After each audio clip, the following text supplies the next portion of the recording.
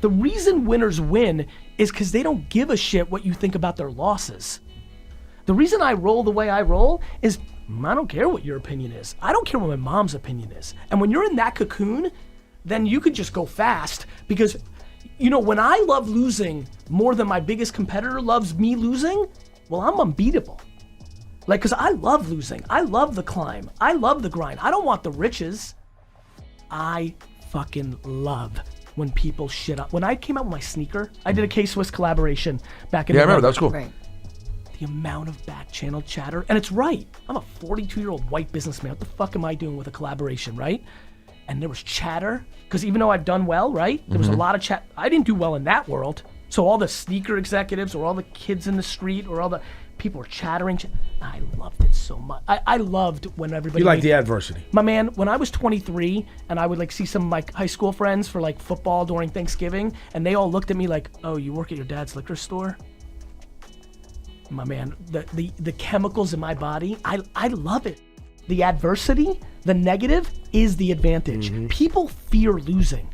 And when you're losing from the get, when you start off losing, you don't fear losing, you just convince yourself the game is rigged and you start dwelling. If I can get you to stop dwelling, and if I can get you to stop fearing losing, then you're off to the races. I leave money on the table every day. I can Tony Robbins and Oprah this shit to the fucking end of life. I'm just not interested. I'm interested in doing me, documenting what I'm doing, putting out content, and if you happen to pick up on that, you're pumped, and you want to email me and say, you know, I was this and now I'm that, that's a high that nobody can ever understand, but I don't want to do that full time. I don't care what your point of view is.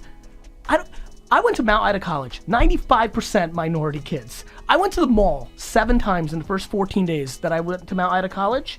I got pulled over 4 times. You know why? Because the other 3 kids in the car with me were black. I'm like, unless you live that, you can't understand that. And I didn't live it. I lived it, I was close to it, but I'm still not it. But like, don't sit somewhere where you've never interacted with a culture and judge. You don't know what you're talking about. In the same way in reverse. Like when I'm on shows like this or when I talk to homies where I'm talking to the culture and I'm like, yo, I got friends who have $10 million in the bank, trust fund babies who are more miserable than you. They're like, get the hell out of here. I'm like, you have no empathy. That sounds good. Right. What do you think it feels like when you've lost before you started? Because no matter what you accomplish, everybody's gonna be like, your daddy put you on, you suck. And that starts chipping away at you. Guys, there's a lot of youngsters listening. Guys, Michael Jackson couldn't get plays on MTV until CBS really threatened to pull everybody off of MTV. Michael Jackson.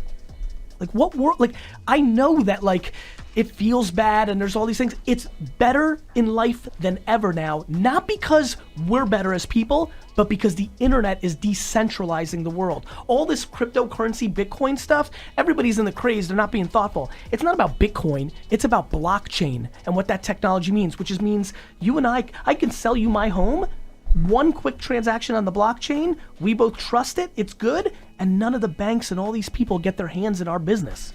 Right. Like shit's going down. So go get yours. Like stop telling me you're gonna, or stop telling me like you got held back. If you have a smartphone, and guess what? All of you do. Well, then you have a studio in your pocket. If you're so good, spit your do I have to tell you about all the people that went and did car studio videos and put it on Instagram and are popping? Like, stop bullshitting. Now there's no more excuses. There's no hiding. Here's what's gonna happen over the next 100 years, and I'm glad I'm putting it on film and audio right now, because either maybe I'll be alive because technology's changing, or my great-grandkids are gonna be proud of me. We're about to go through the craziest 100 year of human beings. We're going to take one big step backwards. We're in the beginning stages. I think we're gonna have a 10, 12 year of tension about all this shit. Like this is not, by the way, this is not going away tomorrow. You have to understand what's gonna happen. Everybody's gonna get called to the mat. And then what people are gonna realize over the next 20, 30 years is like, wait a minute, everybody's flawed on something. Who's perfect? There's not a person in this room that doesn't do something that all the rest of us would judge as a real bad thing. It's just the way it is.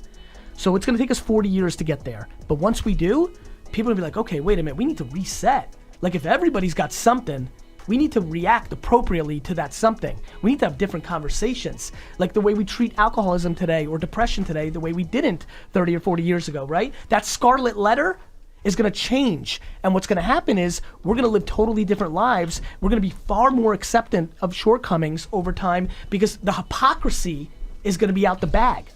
Because if I ever think Hillary Clinton or Barack Obama or George Bush or Donald Trump has any impact on me, I'm a fucking loser. That's a good Say one. that again. That was a good one. Super simple. The president has no impact on your life's happiness. Go do it.